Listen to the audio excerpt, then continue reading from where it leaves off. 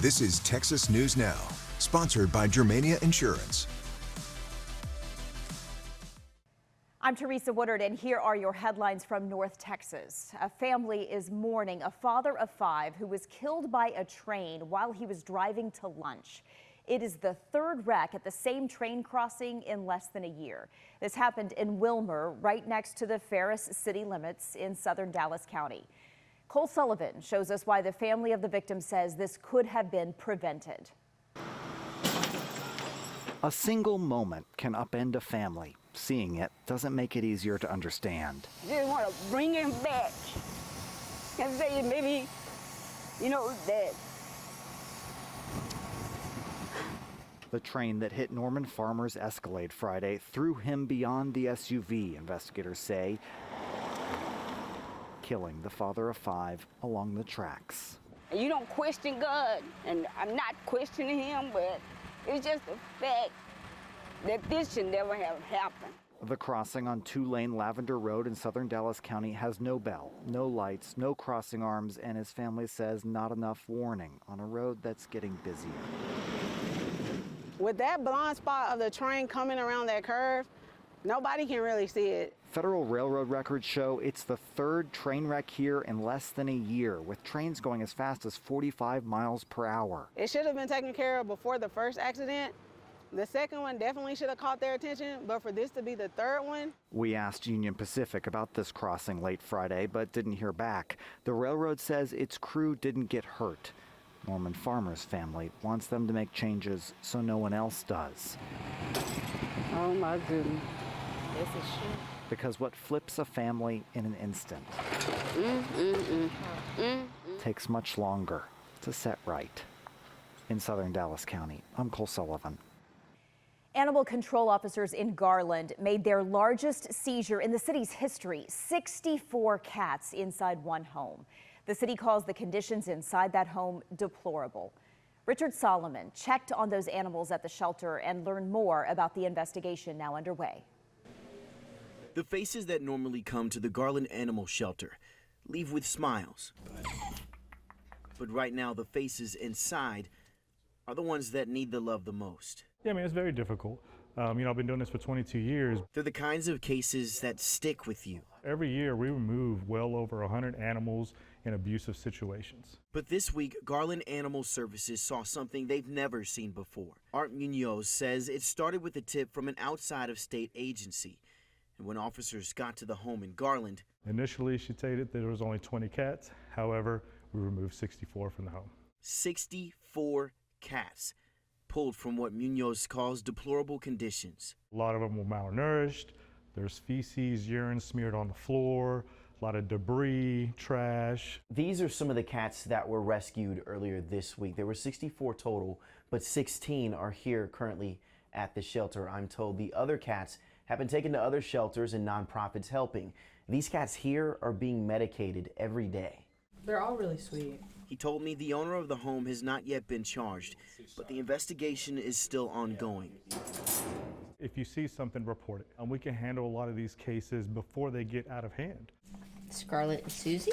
His focus right now is getting these cats healthy and getting them ready for a second chance. And this is a great example of why you need to come to the shelter and help these animals out. In Garland, I'm Richard Solomon.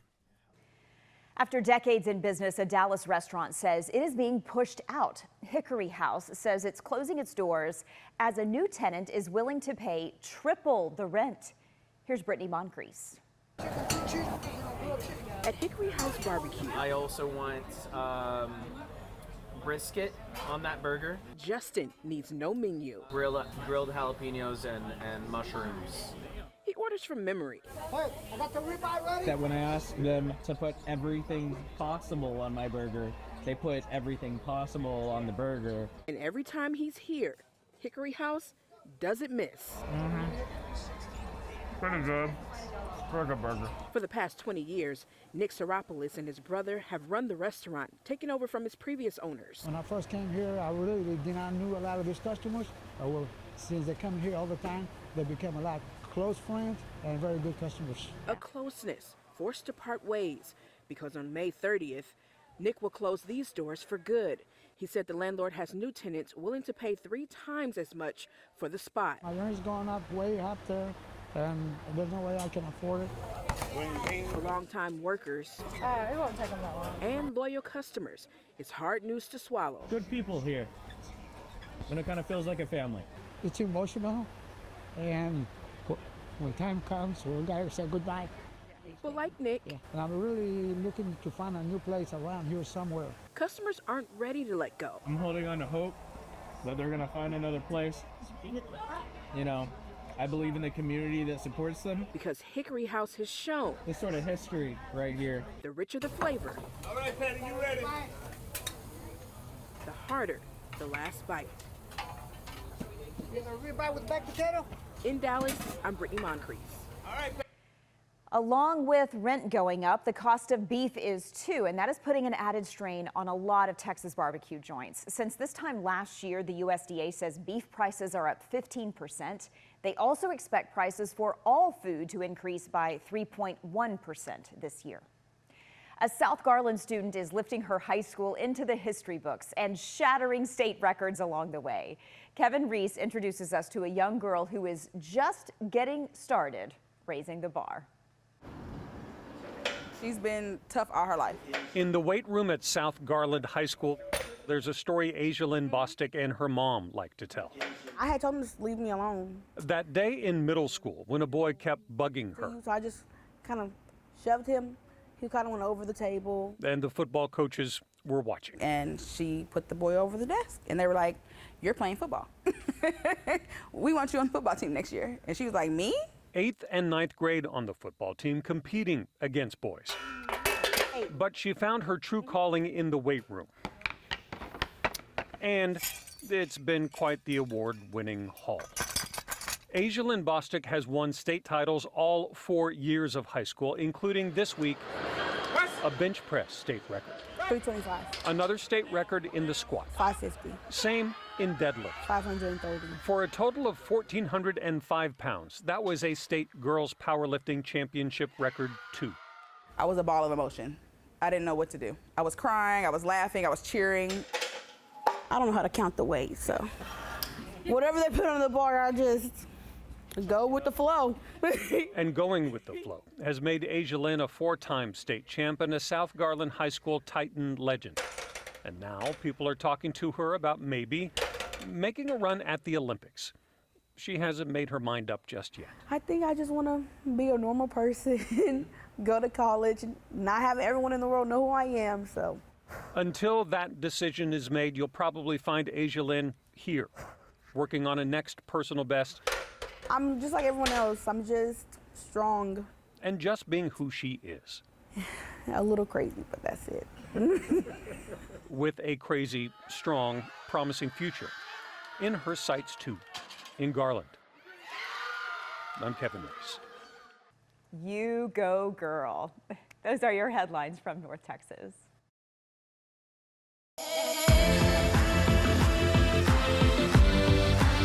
Let's take a look at today's headlines from Houston. I'm Trayson Bragg. A Houston high school student is recovering after being shot Friday just after getting off his school bus. He's expected to be okay, and the suspect, another student, is now in custody. Maria Aguilera spoke with witnesses and police and has the very latest.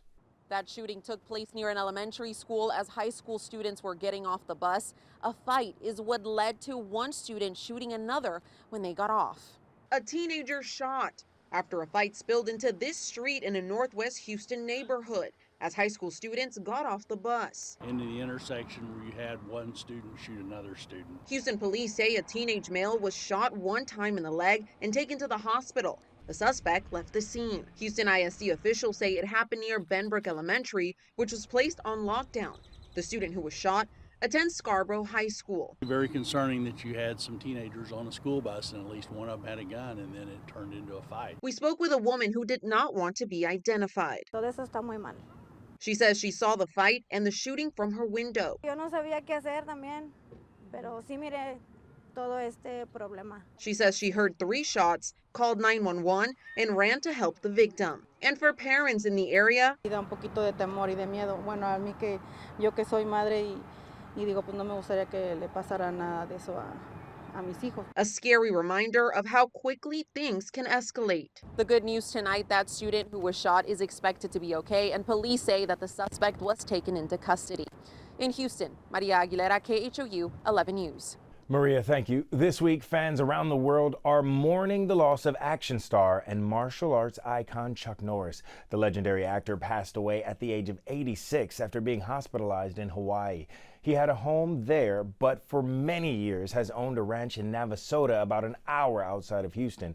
Matt Doherty visited Walker, Texas Ranger country in Grimes County, talking to people about Norris's legacy. Chuck Norris is certainly the most famous resident in Navasota. His ranch is just a few miles outside of downtown. Tonight, he is being remembered here in Navasota and in Houston and in the rest of the world.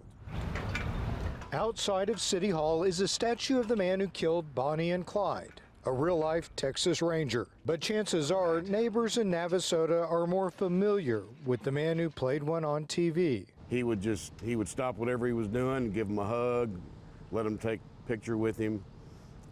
Just a very friendly person. Chuck Norris had called Navasota home for decades. Bouquets of flowers were left by fans outside the gate of his Lone Wolf Ranch today. Across the street, Seaforce, Norris's bottled water company that sells what's drawn from the artesian well beneath his property. Navasota Mayor Burt Miller says Norris's impact on the city will last, especially with what he did for kids. The way he cared for the youth and the way he took time to give something back to the kids. The mayor says Norris's nonprofit Kickstart Kids began at a junior high school in Navasota before expanding to other cities. Thanks, Mac. You're helping to start a program that'll be launched right here in Houston this January at 3 local schools. Longtime friend Mattress Mac shared one of his favorite Chuck Norris stories with our Ron Trevino earlier today. So Chuck was here in Houston in a restaurant, and he would always sign autographs, very gracious, and I really admire that. So he went to the bathroom, and he's sitting on the toilet, and this woman crawls underneath the stall and says, "Would you sign my autograph?" And he signed it. Tonight, the world says goodnight to a man of many talents. A martial arts expert, movie star, philanthropist, a Texas Ranger, the face of thousands of memes, and a friend. He left quite the legacy, and that's all that matters in life. From Navasota, I'm Matt Doherty, KHOU 11 News. Matt, thank you. Now to a story that's getting a lot of attention online. A fireball lighting up the sky over southeast Texas over the weekend, followed by reports of loud booms heard across the Houston area. Now NASA is confirming it was in fact a meteor.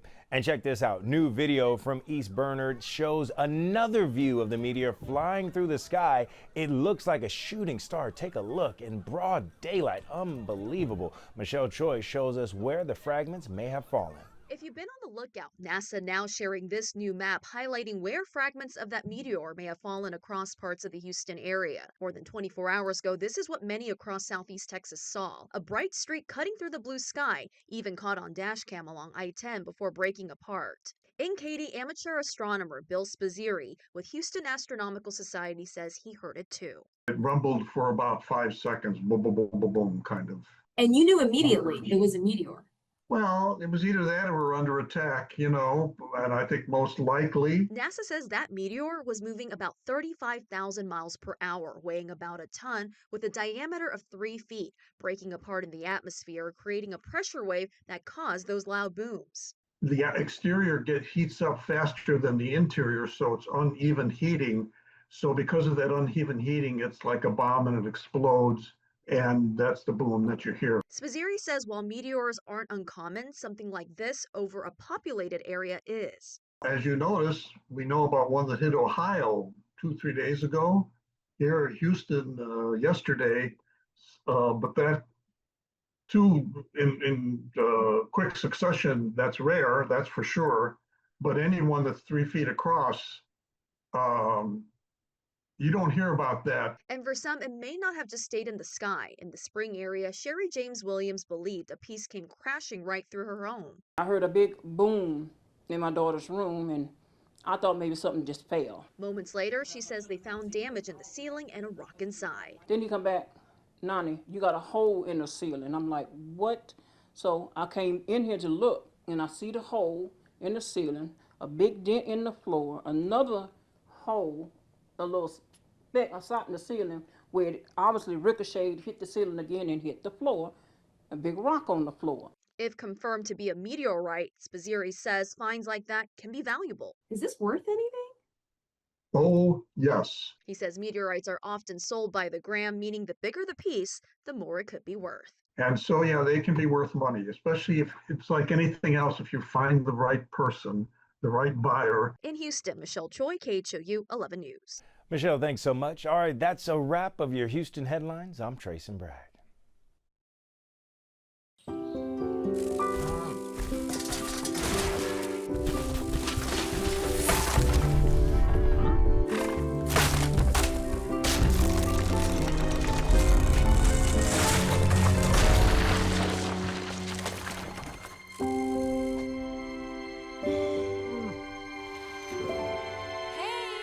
For insurance you can trust, help is just a handshake away.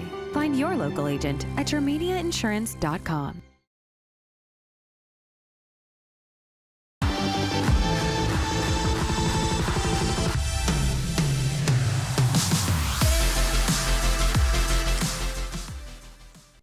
Hello, Texas. I'm meteorologist Chris Ramirez with your forecast. We are starting off sunny and warm with temperatures still above average for most of the week. But as we head through the week, we're still tracking that high pressure system, that heat dome that's going to start building back over central Texas and eventually just keep those conditions warm and somewhat muggy for some of us. But for the next weekend, another cold front on the way. That's going to bring some slightly cooler conditions. But of course, some of us getting up to about 93, especially out in El Paso, even upper 80s for Houston.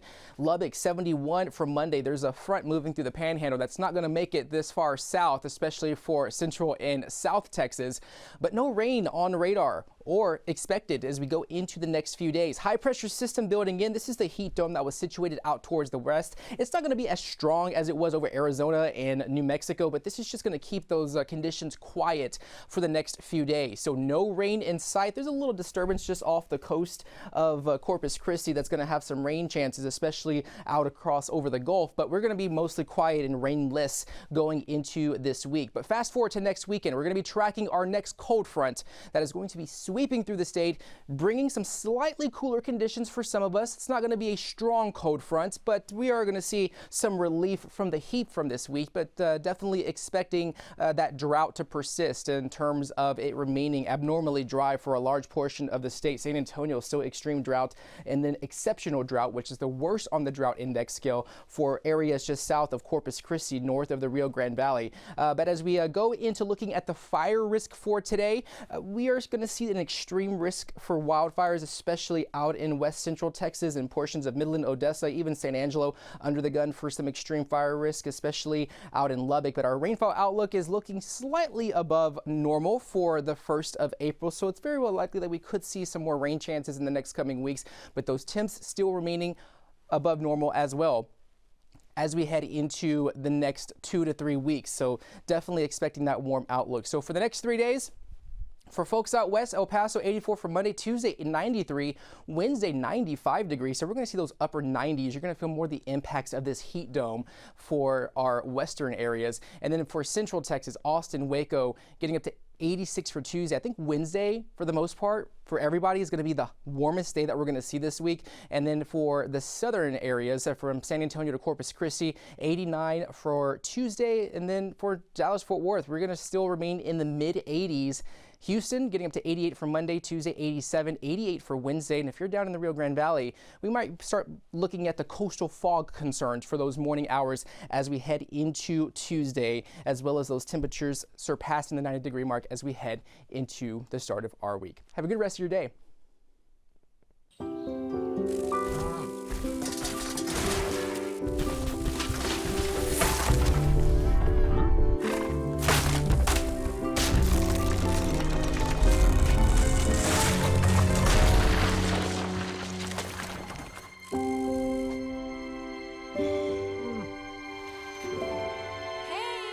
For insurance you can trust, help is just a handshake away. Find your local agent at yourmediainsurance.com.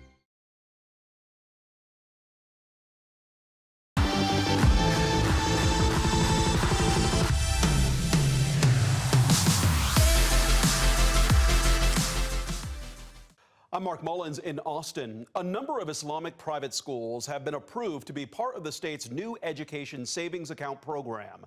Starting next school year, the program will allow families to use taxpayer money on private school tuition and educational expenses. Now, several families and schools sued the state, alleging the state illegally excluded them from the program. Earlier this week, a federal judge extended the window for families to apply by 2 weeks as a pair of lawsuits by Muslim schools and families play out. The judge also ordered the state to send a link to Islamic schools to allow them to register. Now several have been approved. KVU's Daniel Perot has more on the schools that have been able to apply. Months after they first applied to be part of the state's new $1 billion education savings account program, these schools, these parents are very relieved. The comptroller's office has approved 4 Islamic schools named in recent lawsuits against the state to be part of the program. The sequence of events is very telling. In court filings, the state has cited additional verification measures for schools accredited by Cognia as the reason for the delay. But in court, the state conceded that there were no accreditation issues with our schools. They were eligible to apply. When the schools applied this week, they got instant approval, which attorney Maria Kari says she believes proves their case. This was just an outright exclusion of Islamic schools from a government-funded program, which is unconstitutional. You can't do that. In January, the AG's office ruled the comptroller can exclude schools after the comptroller's office raised concerns about schools affiliated with the Chinese government or that hold events organized by the Council on American Islamic Relations, which Governor Greg Abbott has declared a foreign terrorist organization. The U.S. State Department has not designated the group as a terrorist group. This is about a national security issue, and Americans must take this growing threat seriously. It tells our children that they're outsiders, and that's not who we are as a country. That's not who we are as Texas. More than 229,000 students have applied to be part of the program, but Kari says many Muslim families have stayed out, unsure if their schools would be allowed in. While it's a relief for some, Kari says more than 24 other eligible Islamic schools not part of the lawsuit are still excluded. That's something we're still watching closely. As families continue to apply, Kari says their fight is far from over. It's certainly not the end of the road. We're still in the early stages of the case. Daniel Perot with that report. It is still not clear what will happen with the other Islamic schools not part of the lawsuit. The temporary injunction runs through March 31st, but the court could extend the order. Momentum is building to rename Cesar Chavez Street in Austin, but it won't happen overnight. Several Austin City Council members voiced support after a New York Times report detailed allegations against the late civil and labor rights leader. The city's Transportation and Public Works Department says there are 2 ways forward: through a council resolution or a community petition similar to the process back in 1993. Councilmember Vanessa Fuentes says community input will be key before any decision. If we decide to rename this after an individual, who should that individual be? Icons like Dolores Huerta, local icons like Marta Cotera come to mind. And so there are a lot of options here for us to consider. And I think the process in which we go about it has to be one that's intentional and thoughtful. Councilmember Fuentes says there's no set timeline for the name change. She says city leaders are looking for ways to gather community feedback in the coming weeks. More people are riding public transit across Central Texas, and those in the industry say it's all thanks to a big investment in mass transit. Here's Jose Alonso with a closer look. The Richard A. Moya East Side Bus Plaza became a known destination in 2023. 5A and 5B. Once large transit services Greyhound and Flixbus made it a primary hub. And I like that there's a Greyhound station here. Because when I take the Flixbus here from Houston, I'm doing it from a parking lot now. Houston area resident Talia Castle is from the Houston area. She says the amenities and investment put into this hub are strikingly noticeable. It feels safe and convenient to me. It's nice to have a bus stop that has seats and bathrooms. That's exactly what the communication director for Capital Area Rural Transportation System, better known as CARTS, likes to hear. We're having 200 to 300 more passengers daily, and we needed to really upgrade our amenities. The Texas Department of Transportation gave CARTS just more than $500,000 from federal grants to upgrade this heart in the state's transit system. We were able to get new restroom facilities, which were really needed, some shelters and shade for passengers, as well as some new signage. It's also a strategic move for carts. Somebody coming from Bastrop could use our carts park and ride. They could take the bus and stop at the airport if they wanted to. Or they could come into the Eastside Bus Plaza, jump on another Capital Metro bus and go anywhere in the city. Or say they wanted to go to Dallas or Houston, they could jump on a Greyhound or a Flix bus and go inner city and all still have their car parked at the Bastrop Park and Ride. This type of system is enticing to passengers like Jeff Kalma, who's on his way to the Alamo City. Whenever you start getting into San Antonio, it's probably always going to be traffic. I mean, it's just a couple, probably what, 1 million people down there now. So just being able to sit on the bus and not have that stress, you get to where you're going and you can just basically relax. Jose Alonso, KVUE News. Well, CARTS has launched 2 new routes connecting Lockhart and Luling and Georgetown and Round Rock to the Eastside Bus Plaza. The service is funded by a nearly $48 million EPA grant aimed at reducing traffic and emissions. Right now, the rides are free and will remain that way for 90 days before fares are collected. Raising a family comes with unexpected twists and turns, both challenging and rewarding. According to the CDC, autism impacts 1 in 51 Central Texas families. As Daniel Gomez shows you, now a Bell County dad is turning his experience raising a child with autism into a tool to help others navigate the challenges. Come here. Bill Murray is 6-year-old Rowan's dad. Come on. Around 2.5 is when we first got an official diagnosis of autism. And Rowan is Bill's shy, mostly nonverbal daughter. There's no guide, and that's the other thing. It's kind of choose your own adventure. Adventure often brings the Murrays to A.W. Pace Memorial Park. She loves hanging out with kids, but in these types of scenarios, she has no way to communicate. That led the tech salesman on a side quest of his own, reaching out to software developers to help develop the Brighter Buddy app. Overall, the app, the concept is helping kids on the spectrum like my daughter not only communicate right from a speech perspective, because there's a million different apps like that, it's also taking that and building upon that speech in social scenarios, which is something my daughter gets into a bunch. Bill programmed the Brighter Buddy app for children. It can test speech. I want ball. Kids can tell it a phrase, and the app will tell them when that phrase may be applicable to use with others. It covers social settings, presenting examples like this one of a friend deep in thought at the park and asking the child how to respond. Dragging the scenario and give it a hug. Bill even had these plushies made. It's to bring the app off the screen and help with overstimulation.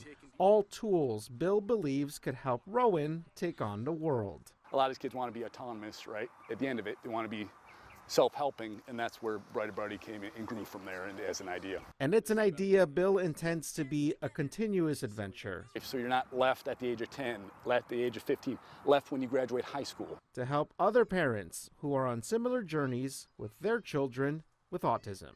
Daniel Gomez, KVUE News. What a great tool to see there. That's all from us here in Austin. Hope you have a great day. I'm Sydney Walker. Here are your headlines from Central Texas. A cliff jumping accident led to a multi-agency rescue operation. Last night around 5 p.m., officials were sent to Lake Whitney to the cliffs near the Bee Bluff area. That's according to the Bosque County Sheriff's Office and Texas Game Wardens. The Sheriff's Office said 2 people were injured while attempting to cliff jump. They were injured and stuck on a rocky ledge, leading to a rescue operation. Officials say the couple were secured on backboards, lowered from the ledge, and transported by rescue boats to a landing zone. Air Evac flew them out for further medical treatment. The operation also involved Texas Parks and Wildlife, North Bosque EMS, and several volunteer fire departments. Encore asked residents to weigh in on a proposed transmission line in Bell County. The company plans to move an existing larger power line, a move officials say will improve the structures. But it hasn't come without concern from local landowners.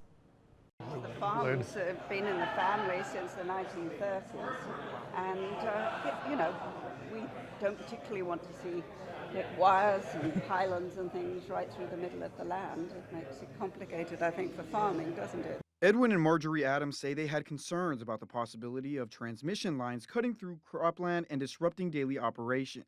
It's why they attended Encore's public information meeting about the newest proposed project. We went to the earlier meeting of a few months ago, and one of the sites was it was going to go along the south end of our farms, and we found out here today that it's not. So.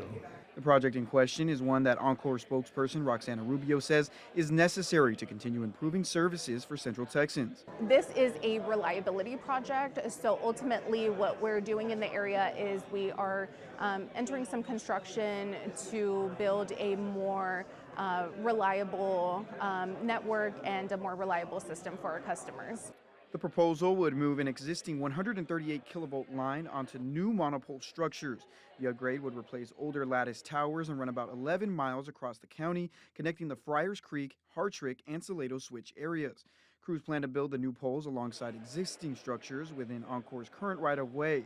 It's in the early stages, and right now Encore is creating opportunities to get the community involved. Our customers might have questions, and we want to assure them that today is one of many opportunities that they'll have to have their voices heard. Encore says potential impacts like noise or construction traffic are still being evaluated, but expects them to be limited. Well, Encore will use feedback from the community before submitting the project to state regulators, which will be in July of this year. That was our Adrian Carbajal reporting. Well, more than 100 pitmasters from across the country gathered today in Belton for a barbecue competition. Texas Today reporter Brandon Coates stopped by to get a taste, literally. It's called the Central Texas Barbecue Roundup. This year marks the first ever roundup, and it's taking place at the Cadence Bank Center. They have a car show, a cornhole tournament, live music, and of course, good food. Event organizers say it'll bring more than $1 million to Bell County, an impact that could multiply if the competition returns. For us to be right here in Belton, I look at it as the economic impact that it's going to bring to not only to Belton but Central Texas today, but what it's going to be in 5 years from now. With low humidity and high winds, something we've seen here in Central Texas in the past few days, we're at a high risk for more fires. I spoke with Texas A&M Fire Service on some tips on how to stay safe. When winter ends, you just have a lot of dead fuels, dead grasses. Kylie Moran says fires can begin. Any fire starts that we do have could show a significant resistance to control by firefighters. Strong fires made more intense by Mother Nature. And you mix that with the wind and the low humidities that we're going to see. Controlled burnings can spread out of control in this weather, but small, warm weather activities can also lead to fires. We're out riding four-wheelers, dirt bikes. Simple things like mowing your yard. When a mower blade hits a rock, causes a spark. That can cause a fire. Other lawn equipment too, especially uncleaned ones with dead grass building up. It just takes a spark. The trailer chains dragging, doing any kind of yard work or grilling out with charcoal or wood. So maybe hold off on the cookouts and bonfires in the dry, windy weather. Just try to avoid those things that are going to have active flames and leave embers behind. Keep your yard clean.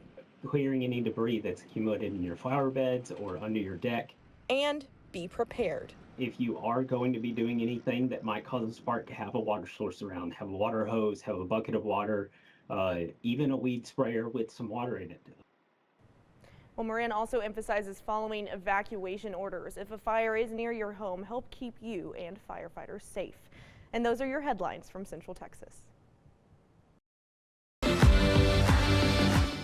I'm Bill Churchwell in Corpus Christi, and here's what's happening in South Texas. A mother and her 7-year-old daughter detained at a Sarita checkpoint, still in federal custody. This despite them being lawful permanent residents from Canada. The father says they're safe, but he's fighting for their future with the help from an elected official. Ryan Hopper has that story. Never would I've ever expected that we would see these hyper-aggressive ICE raids, checkpoints, detaining people here with legal status, with work permits, for detaining Canadians, for God's sake, that have a legal permit. They're very well known within the community of Kingsville. They have a lot of community support. Saturday night, the Warner family was stopped at the Sarita Border Patrol checkpoint on Highway 77. The Kingsville family returning from a baby shower in Raymondville. These two Canadian citizens that live in Kingsville, Texas, were here legally with a legal permit, a working permit. I mean, it's appalling and shocking. They're no longer just going after criminals, or they're no longer going even after undocumented people. They're actually going after folks who are here with DACA status, who are here with work permits, many people who have been here for a very long time. Edward Warner telling 3 News Tonight that his wife Tanya and stepdaughter are together at the Dilley Detention Center, which has come under criticism from congressional Democrats for its conditions. These facilities are reprehensible. The conditions are, worse than third world conditions in some of these places. They're overcrowded. They don't have access to good health care. They don't have access to good hygiene. Gonzalez says he's trying to reach across the aisle for a solution. I'm writing letters to the administration. I'm trying to get my Republican colleagues involved. Certainly the governor should be paying attention to what's happening within the borders of his state, to people who had legal status, who have worked hard to build and produce for the state of Texas. Ryan Hopper, 3 News. Meantime, deputies with the Nueces County Sheriff's Office are cracking down on traffic violations in a Calallen neighborhood, saying drivers are ignoring school bus signals. Lydia Herrera shows us how they're working to make the area safer for students. One car after another, deputies are pulling drivers over in this South Calallen neighborhood, but the main issue, Captain Roland Martinez says, is drivers not stopping for school buses. The school bus stop signs come out and they're experiencing people driving around them, ignoring them, and not stopping like they're supposed to, like the law requires them to. A neighbor shared this video of a typical morning routine. A bus stops to pick up a student, but a truck just keeps going. Calallen ISD Police Chief Beryl Smith says it's an ongoing issue in several parts of the area. I have personally seen people coming to the front of the bus and they're stopping right before the bus. They're not giving them that distance because there are kids that are going to exit and cross in front of them. In the past weeks, Martinez has sent officers to the area when kids are heading to and from school. But in that time span, we did catch one person disregarding the traffic control devices that come off the school buses, and in that short 2-week span, we issued a citation. But ever since then, I talked to the leadership out there in that area in the HOA, and they said it has decreased. Like, they're not seeing that anymore, and we have been out there in the mornings during the pickup and drop-off times in the afternoon. Corey Charles with Calallen ISD says the warning lights and signs on the bus are important to follow. Our buses are loaded with amber warning lights and red warning lights. Our amber warning lights, our drivers will warn everybody that we are fixing to stop our bus, and that's 200 feet. So by the time we reach our 200 feet, we will stop the bus, and as soon as we open our doors, our red lights are triggered and our stop lights are triggered. Martinez says fines can be up to $1,250,000. Officers will continue to monitor this area. When anything pertaining to children and their safety, we're going to pay close attention to it, and we're going to enforce the law to make sure that people get the message, and really just help us do that. Just obey the traffic laws, stop behind the school buses, stop behind the stop signs. Lydia Herrera, 3 News. And that's a quick look at some of what's happening right here in South Texas.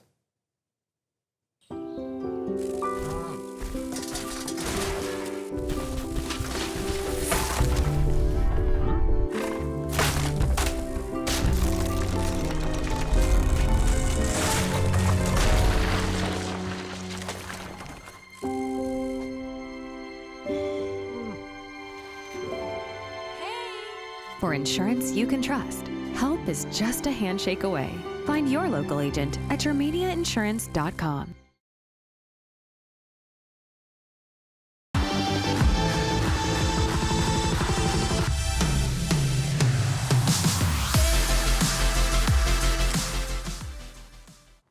I'm Vanessa Croy, and this is the news in San Antonio. A man is shot and killed on the northeast side after police say he was lured outside his apartment where at least one gunman was waiting. Police say, though, more suspects could be involved. It happened just after 8 off the 3900 block of Thousand Oaks on Saturday at the Avistar at the Oaks Apartments. Investigators say the victim walked outside one of the units into an ambush. He was shot and died on the scene, according to police. Detectives say they're still trying to figure out if there was more than one shooter, and they know they're looking for at least 3 suspects who took off after shots were fired. No word yet on who those suspects are. Police say they're still trying to figure out if the man knew the killers. A 12-year-old child killed in a violent crash, police say was caused by street racing. And we've learned one of the accused drivers has also lost his life. This was the scene Tuesday night off Culebra and North Elmendorf. Investigators say a car and a truck were racing when the driver of the car lost control, veered into oncoming traffic, and crashed into another vehicle. Police identified one of the drivers accused of street racing as 20-year-old Raul Gallegos. He died later at the hospital. A 12-year-old boy who was a passenger in one of the cars also died on the scene, and a 66-year-old woman was rushed to the hospital. Police say the driver of the truck, also accused of street racing, took off, and investigators are still trying to find him. San Antonio police revealing new details after they say a man in custody shot and killed himself in the back of a patrol unit. It happened off McCullough near Ridgeview Elementary School. Police say officers tried to stop the man who was driving a stolen vehicle. Police say the man then ditched the car and tried to run away, but officers were able to place him in custody.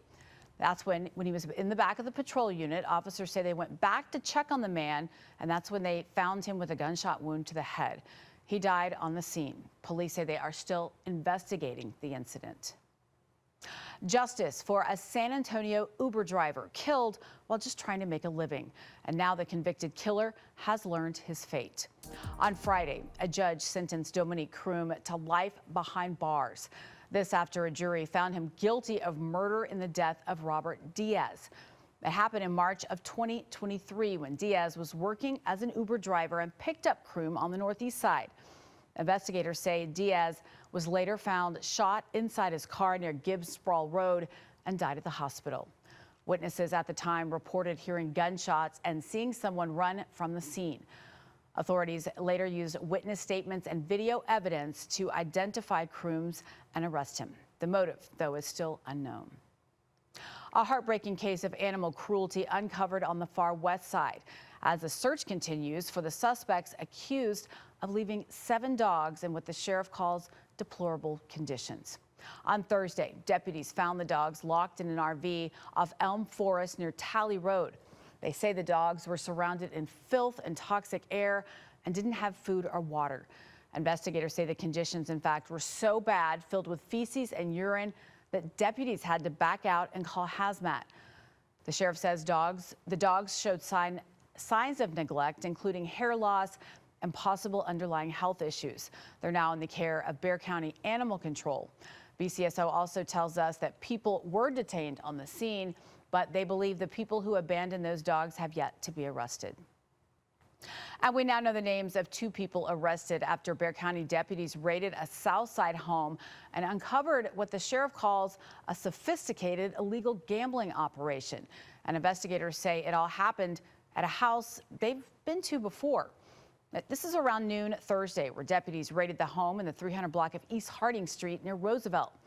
Deputies say they found what they're calling a full-scale gambling house, seizing 58-liner machines, along with the safe stuffed with cash. We've learned Armando Pompa and Monica Gonzalez were arrested on the scene. The sheriff says the property has the same owner that was linked to a raid at the same house in 2022. Investigators say the tenants have changed, but the owner is the same. Bexar County Sheriff Javier Salazar telling us that deputies will continue cracking down on these kinds of illegal operations. The folks that most often are targeted by these places and that frequent these places are usually elderly people that are on a fixed income. But you mix that in with the bad element of folks that come here, people in possession of guns, people in possession of drugs, and it's certainly not a good mix. And so certainly for a neighborhood like this one, you hate to see this sort of thing continue to happen, but as many times as they keep opening, we'll keep coming back and knocking them down. Armando Pompa and Monica Gonzalez are facing a list of charges, including engaging in organized criminal activity. And that's your news here in San Antonio. Here are headlines from Southeast Texas. I'm Ebony Coleman. New arrests and new federal investigations into the most recent shooting at Rogers Parks in Beaumont, where 2 people were hurt during the incident. And now we're following the latest updates. 3 young men have already been arrested for the shooting. That's 18-year-old Alexander Perkins, 19-year-old Dante Perkins, and 18-year-old Christopher Herring. They're being charged with a felony deadly conduct. A judge set their bonds at $500,000 each with conditions, including GPS monitoring, home confinement, and no contact with the victims. As the investigation expanded, detectives used video footage from cameras at Marshall Middle School across from the park to identify other suspects and a vehicle that was at the scene. Police say that information was shared with BPD's Real-Time Crime Center, which positively identified that vehicle. An officer spotted it on Usage Street. They conducted a traffic stop, detaining the driver, now identified as 18-year-old Eva Williams of Beaumont. Detectives then executed a search warrant at a home in the area, where they found multiple firearms and drugs. Williams was arrested and charged with 3 counts of possession. Police also took a 15-year-old boy into custody. He's being charged with unlawfully carrying a weapon in connection with the shooting and was taken to the Minnie Rogers Juvenile Justice Center. Police say a separate federal investigation has been launched into the firearms and narcotics violations. Legendary actor and martial artist Chuck Norris has died at the age of 86. His family says his passing was sudden, coming days after his birthday and following a reported medical emergency in Hawaii. Now, fans across the country are remembering his legacy on and off the screen. That includes a Southeast Texas man who knew Norris personally and says he'll remember him not just as a star, but as a friend. So news reporter Spencer Plato has that story. He knew where his foundation was. It was not in money or fame. It was in God. While many knew Chuck Norris as a tough on-screen fighter, Beaumont native and World Gym owner Jody Nolan says the man behind the image was grounded in something deeper. Was more of a good role model, and he was more of just a martial artist who became an actor. Nolan says his admiration for Norris started at a young age. I grew up really following Chuck Norris as an actor and a martial artist, and later on, discovering more about the person, and I became a fan of the person. A connection that began after Nolan had a bad accident in California. My father reached out to him through the mail, and basically it started a dialogue, and I basically have kept that dialogue going for the last 37 years. That relationship eventually led onto the set of the 1992 film Sidekicks, directed by Norris's brother Aaron. At the time, I had no interest in being an actor. I just was a fan of Chuck Norris and thought, oh, this will be cool. I went and I basically said, look, I'll do anything you want on the set. Nolan says he was surprised when Norris came on set and remembered him from his accident. That moment speaks to the kind of man Norris was. I want to model myself more about his lifestyle more. I started getting involved in acting, and I thought, well, that's the way I want to be as an actor. For Nolan, you're under arrest, bozo. Chuck Norris's legacy goes far beyond Hollywood. It's who he was off screen. I know people think of him as an actor and a karate world champion, but I think of him as my friend. And that was Spencer Plato reporting. Nolan says Norris's foundation Kickstart Kids annual Boots and Black Belts Gala in Houston was scheduled for next month. He says he was set to be on the security team for the event. And the city of Beaumont put out a statement saying a city employee was hurt while working at the streets and drainage yard on Concord. The city says it happened while the employee was preparing a stripping machine for road work, and the incident involved a steam release. In a statement, the city says it's reviewing what happened and says, quote, the safety of all employees remains a top priority. Our thoughts are with the employee and his family, and we ask that you keep him in your thoughts as he recovers. And those were the headlines from Southeast Texas. Hello and welcome to Texas News Now. I'm Robert De La Garza. East Texas political groups are turning their focus to the next generation. Saturday, Smith County Democrats and young East Texas Republicans told CBS 19's Nayeli Carrillo that social media engagement is the key to the future of politics. Early Saturday morning, the Texas Democratic Convention in Tyler drew in some first-time attendees.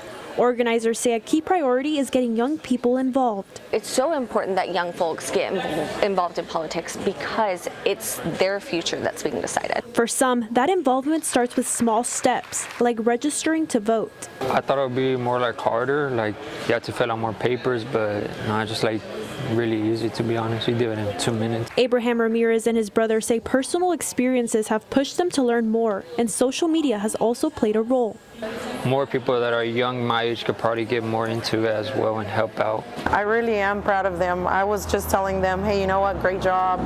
You're registered to vote. But it's not just Democrats focusing on youth engagement. The Northeast Texas Young Republicans say they formed the club to help others. We are geared towards engaging, informing, and kind of just activating the younger our voter base. Just trying to share that passion with our peers. They say social media is changing how people engage with politics. Social media is actively becoming the new town square, the new public forum, where everybody has an opinion and everybody is seeing it. It's in everybody's hand. And like their Democratic counterparts, they say young voices can make a difference. You know, you say, I hate gas prices, or I hate this, I hate that, and you don't realize that there's a direct correlation where you can get involved and can possibly change those things with just your voice. Both groups say getting started doesn't have to be complicated. We're just a bunch of normal folks that love getting together and being involved and informing people. You don't have to know everything. You don't have to have the answers to everything.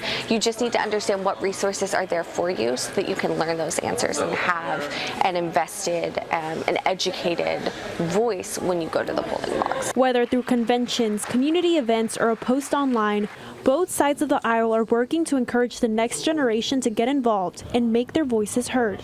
For CBS 19, I'm Nayeli Carrillo. And as we celebrate Women's History Month, we're continuing to highlight women making an impact across East Texas. This week, we looked at how some are taking to the skies in a field where they've long been outnumbered. I'll show you how one program at Stephen F. Austin State University is helping change the landscape. The glass ceiling has often kept women in aviation grounded. But the program at SFA is helping them break through. Actually, who wants to go first? But it's about 160 students total, with about 25% being female, so it's somewhere in the mid to upper 30s that we have. Director Alan Wilson says nationwide, women make up just 5% of pilots. I have 2 daughters, and watching young ladies get involved in a program that's been historically male-dominated it's just fun to watch and neat to see. And I'm climbing a bit. I'm going to climb to about 4,000 feet. But these flying jacks are looking to change course. Like, I've never thought of myself as a woman in aviation. I just thought of myself as a pilot. And so that's never really been a barrier for me. Amelia Beam is the vice president of NEFA, a learning program to educate students beyond the classroom. You know, that barrier was broken for me just in one day, and I would love to make sure that everybody knows that you can be a pilot just like anybody else can be a pilot. And I think that's the cool thing about being a pilot, is it's for anybody. And others have already broken through, like Kaylee King. I started here 4 years ago, and there was 4 of us, only 4 of us. And then so each year it doubled. So I think that if we had 25 people in here, or women in here today, that we're gonna have 50 next year. King, a recent graduate and the first female flying jack to become a certified instructor. That, and just hope that that will reach other women, and hope that they see that and be like, oh, well, she became a pilot, so I can too. With just a handful of women a few years ago, to a program that's now taking off. As long as you're not focused on comparing yourself to others, you're going to succeed because you're doing it for you and you're not trying to prove a point to anybody else. The glass ceiling may still exist, but more women are beginning to push past it. For CBS 19, I'm Robert De La Garza. That's a wrap on our late news headlines. I'm Robert De La Garza.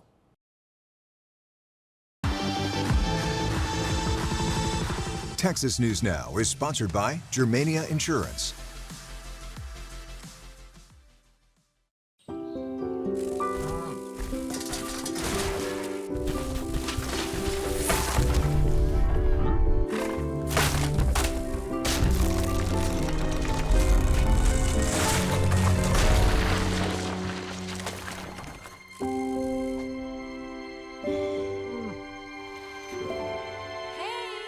For insurance you can trust, help is just a handshake away.